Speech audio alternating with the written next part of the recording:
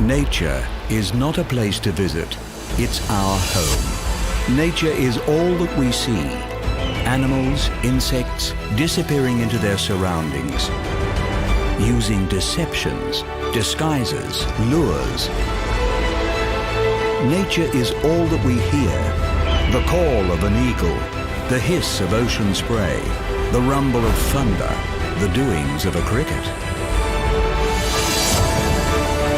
The wonderful beauty of nature, the crucial, fragile affinity between animal life and their environment. All of this is World of the Wild.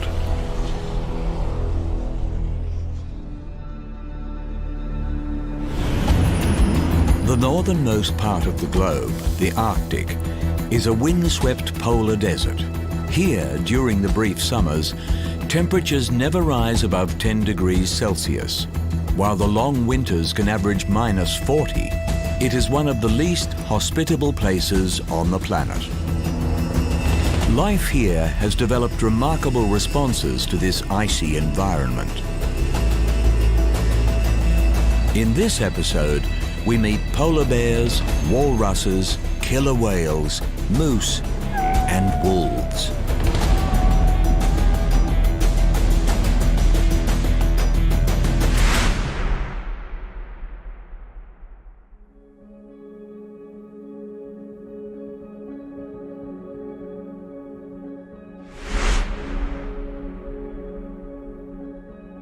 Characterized by its ancient glacial formations, the Arctic landscape is ever-changing, dominated by the extensive ice sheets that grow and subside seasonally over the frigid waters of the Arctic Ocean. This is the domain of the Arctic's most famous resident, the polar bear. With males weighing upwards of 600 kilograms, the polar bear is the largest terrestrial carnivore on Earth. However, because the vast majority of their time is spent on the sea ice of their Arctic environment, and because they rely on this sea ice to hunt, polar bears are actually classed as marine mammals. In this frozen terrain, the search for food keeps polar bears in near constant motion. Their preferred prey, seals, inhabit the Arctic in their millions, but taking them is far from easy. In the months when there is sufficient ice cover, polar bears must search out the holes that seals use to breathe and lie in wait to launch their attack at the opportune moment. When the ice is too thin, or the seals too elusive, polar bears exist on their fat reserves or scavenge whatever food they can find. With the sea ice, a notoriously precarious surface, polar bears have adapted to become excellent swimmers. Granted buoyancy from their insulating layer of body fat, they use their large forepaws to paddle through the freezing water with incredible efficiency, and have been documented swimming non-stop for days at a time. Although generally solitary animals, when they do come together, polar bears are noted for their curious and playful social interactions.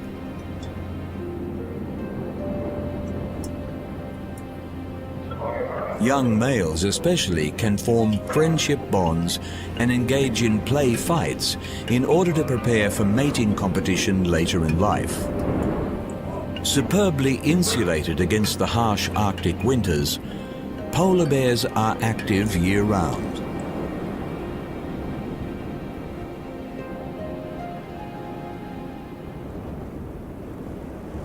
While they do not hibernate, pregnant females dig maternity dens in the snow in order to protect newborn cubs from the elements. Generally giving birth to 2 young, the cubs will stay close by their mother's side for the first 2.5 years of their lives. From her, the cubs will learn the necessary skills to hunt, forage, and survive in this most testing of environments. From an early age, the cubs must be able to travel. With the melting and freezing of the sea ice and the seasonal migrations of their prey, polar bears must remain mobile if they are to feed and live in the ever-shifting world of the Arctic. For these bears, it is a nomadic life, and the cubs keep pace with their mother as she guides them through the vast expanses of their frozen home. Enlarged paws with enhanced traction help her on the journey, distributing load over thin and slippery ice. And it is increasingly thin ice that polar bears find themselves on, with global warming having a more marked effect on the Arctic than just about anywhere else in the world.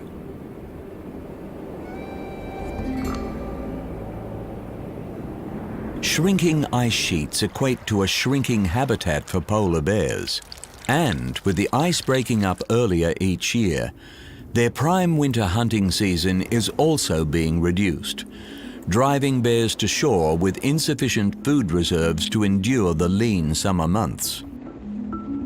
Adapting superbly over tens of thousands of years to survive in the Arctic's narrow temperature band, the question of how the polar bear will respond to today's rapidly changing climate is yet to be answered.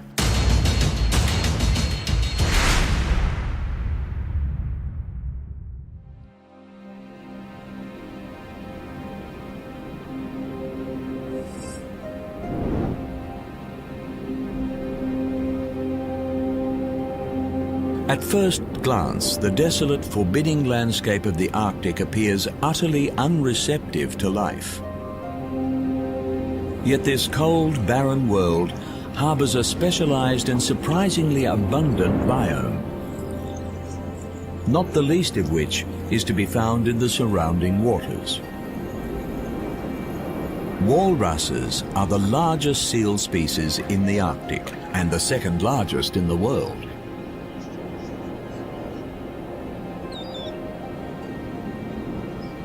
Social creatures, it is rare to see a walrus alone, but recent observations are indicating that onshore gatherings are increasing in size, with rising temperatures leading to reduction in the Arctic's ice shelves. The rocky beaches of the coastline are now hosting herds in their tens of thousands. Of the world's 5 oceans, the Arctic is the shallowest, and this is to the walrus's advantage. Feeding primarily on the shellfish found near the dark ocean floor, the easygoing walrus is able to nourish itself more effectively by taking longer dives to the lesser depths. Here, their characteristic whiskers come into play. These highly sensitive organs can detect mollusks and clams just a few millimeters in size, which the walrus then sucks the meat from with its powerful lips. After a successful feeding foray, walruses will haul themselves up out of the water, turning their rear flippers forward in order to walk on all fours. Once on terra firma, they will rest for several days, sometimes enjoying siestas of over a week before they venture again into the frigid waters.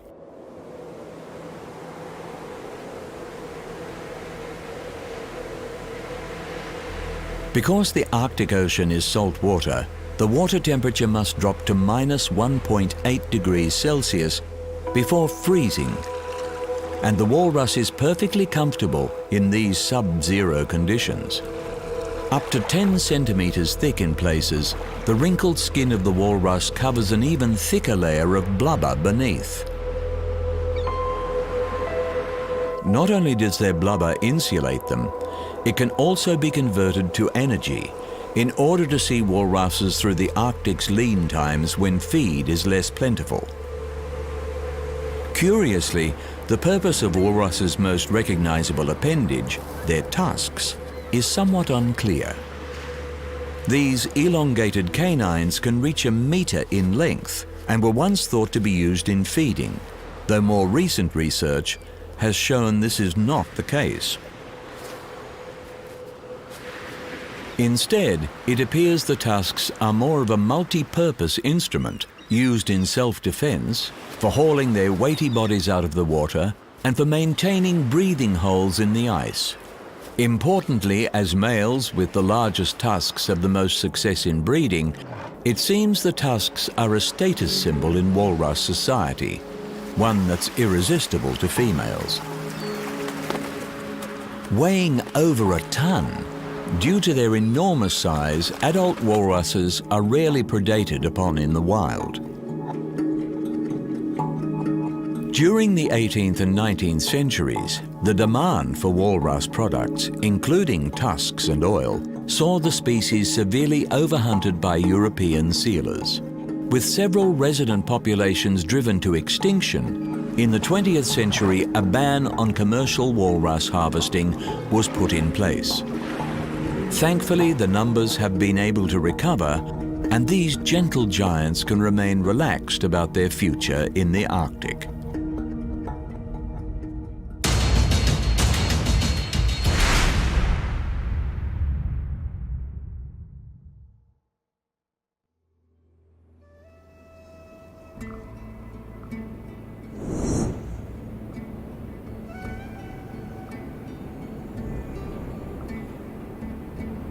In the waters of the Arctic, one creature presides over all others. The killer whale, properly known as the orca.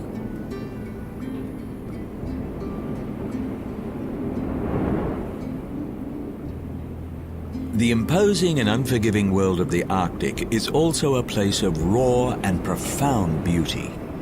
With the haunting light display of the aurora borealis flowing across the skies overhead, some of the Arctic's most majestic assets can only be found below the surface.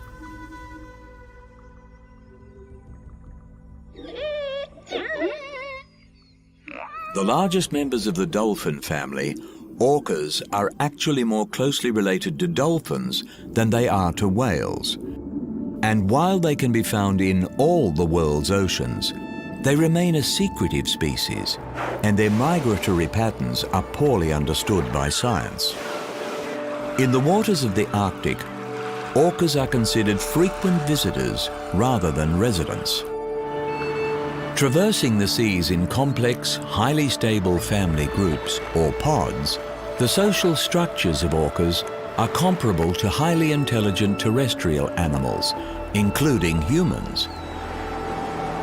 As long-lived creatures, as many as 4 generations of a family can travel together, sharing the care of the young and working in synchrony to form ruthless and efficient hunting parties.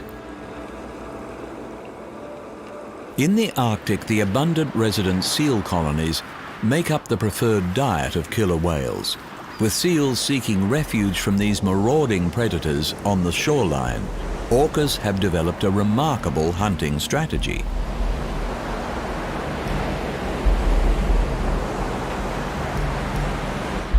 Surging into the shallows where the seals are at rest, orcas will temporarily beach themselves in order to snatch their quarry from beyond the water's edge. With beaching usually fatal for dolphins and whale species, this is a highly risky technique, requiring precise timing if the orca is to make a kill, and more importantly, careful judgment if it can successfully work its huge bulk back into the sea.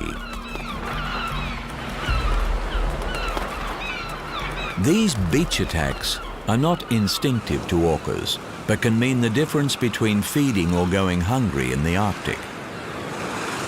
Taking years to master, senior killer whales have been witnessed teaching younger pod members the technique by releasing injured seals into the vicinity of the less experienced orcas, allowing them to practice making a beach kill on already weakened prey. Predictions for their future in the Arctic are speculative. The process of bioaccumulation results in toxins from prey species building up in the predators that feed on them. Occupying the top of the food chain, orcas have the unfortunate distinction of carrying the highest toxin levels of any animal in the world. Global warming has resulted in the reduction of much of the Arctic sea ice, actually expanding the orca's habitat in these waters. It has also opened the region's gas and oil reserves to drilling interests. With the health of the oceans directly reflected in the health of the magnificent orca, both must be carefully guarded for future generations.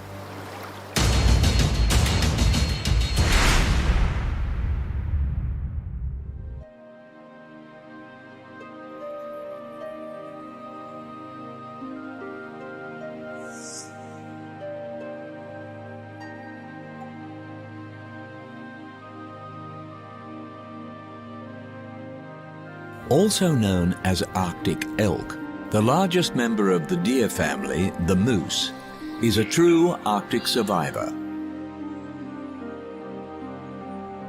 Coated in a layer of permafrost, the Arctic tundra is a treeless plain where only the most hardy shrubs and grasses can grow.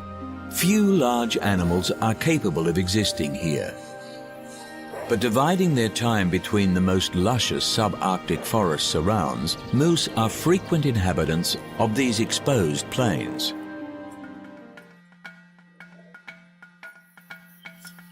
During the summer months, when the ice melts, moose venture into the waterways to feast on the sodium-rich aquatic plant life. The only deer species capable of feeding underwater, the moose is equipped with muscles that close the nostrils and prevent water from entering its airways, allowing these unlikely animals to submerge themselves completely as they graze the underwater vegetation. As herbivores, moose consume around 30 kilograms of vegetation every day. To feed efficiently in the challenging Arctic environment, they have developed sensitive prehensile lips, which they use to feel out the fresh shoots from the harder twigs, stripping an entire branch of leaves in a single mouthful. In response to the limited feeding opportunities in the Arctic, moose are solitary creatures and, unlike most deer species, only rarely gather in groups. The mating season is the exception to the rule. During the rapid Arctic autumn, around September and October, moose come together to breed. Males compete for access to females, displaying their spectacular antlers to advertise their virility and locking horns to fight for supremacy. Calves are born after 8 months of gestation and grow quickly, able to outrun a human by the time they are just 5 days old. Although they will not reach sexual maturity for 5 years, they will leave their mothers when the next mating season comes around.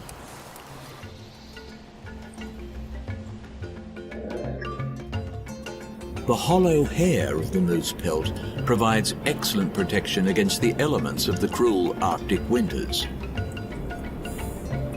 Mature bulls will shed their horns for added energy conservation, often consuming the velvet fur that covers them for the nutrition it provides. Regrowing in spring, antlers take around 4 months to fully develop, making them one of the fastest growing animal organs. Throughout the winter, the moose's wide hooves are used as snowshoes, assisting these heavy animals across the soft snow. They can also be employed in digging, scraping snow cover away in order to feed on the mosses and lichens beneath. But despite their resourcefulness, not all will endure the 9-month-long Arctic winter. For all their size, moose are surprisingly nimble creatures and are more than capable of defending themselves against their predators in the Arctic. Despite a history of intense hunting that drove one subspecies to extinction, the moose remains a hardy and widespread species whose global population is increasing.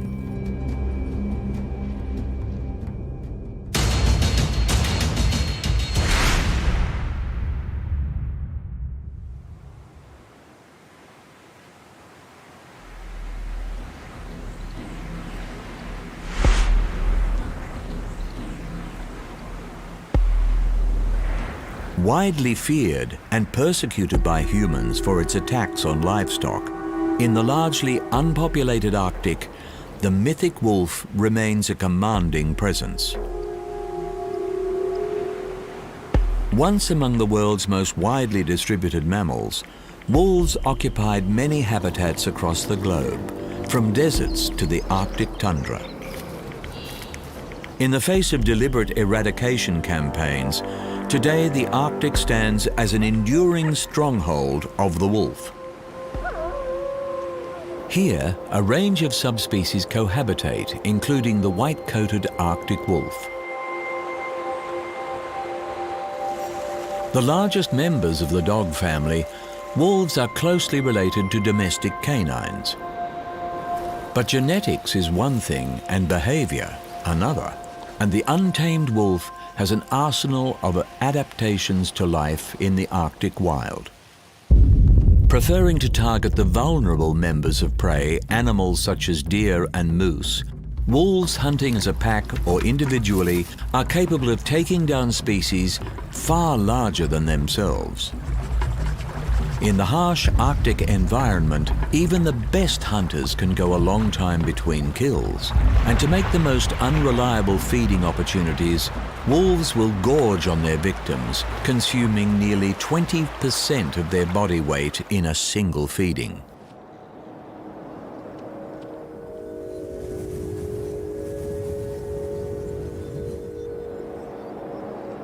Social animals, wolves generally form packs around a nuclear family model, with a mated pair at the head, accompanied by their offspring.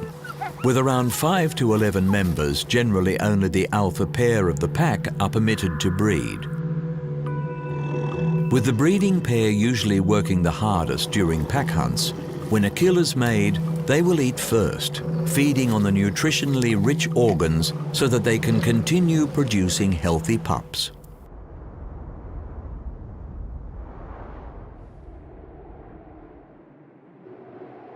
Covering huge distances in search of food, wolves have been recorded walking nearly 200 kilometers in a single day.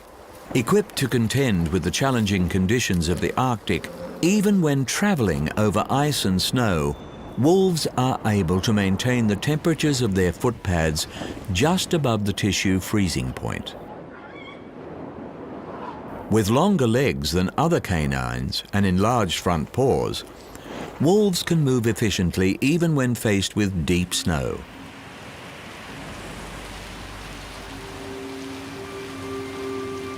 Territorial animals, to ensure a most reliable supply of food, wolves in the Arctic tend to establish wide ranges, as large as several thousand square kilometers. Scent marking their turf every few hundred meters, the wolf's iconic howl is also used in maintaining territory.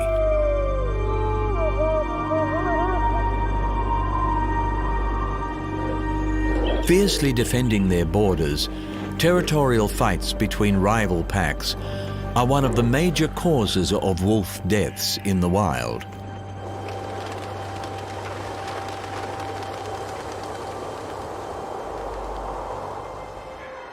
Extinct from much of their historical range due to targeted hunting around the world, the decline of wolf numbers has been turned around since the late 20th century through legal protections and reintroduction programs. Throughout this, the largely uninterrupted wilderness of the Arctic has maintained a stable population, and with careful conservation, is expected to continue to do so.